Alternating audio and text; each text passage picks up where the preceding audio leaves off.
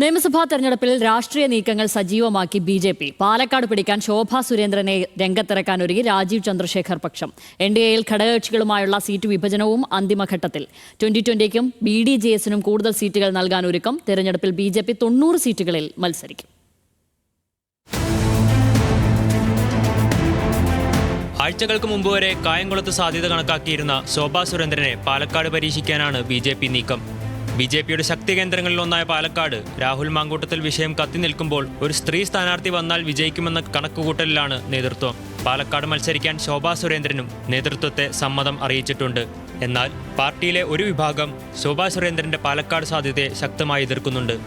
പുതുതായി എൻ.ഡി.എ മുന്നണിയിലേക്ക് വന്ന 2020-ക്ക് എറണാകുളം ജില്ലയിൽ ശക്തമായ പ്രാതിനിധ്യം നൽകാനാണ് തീരുമാനം.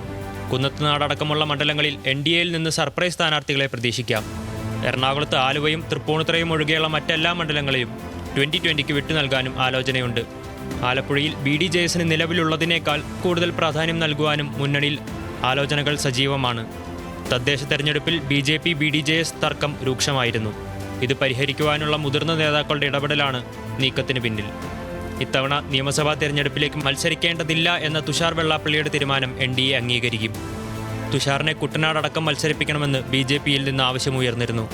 എന്നാൽ തുഷാർ മത്സരിച്ചാൽ ബി.ഡി.ജെ.എസ് പ്രവർത്തകരുടെ ശ്രദ്ധ ആ ഒരു മണ്ഡലത്തിൽ മാത്രം ഒതുങ്ങിപ്പോകുമോ എന്ന് മുന്നണിക്കുള്ളിൽ ആശങ്കയുണ്ട്. അമൽ സുരേന്ദ്രൻ, ന്യൂസ് മലയാളം, ആലപ്പുഴ.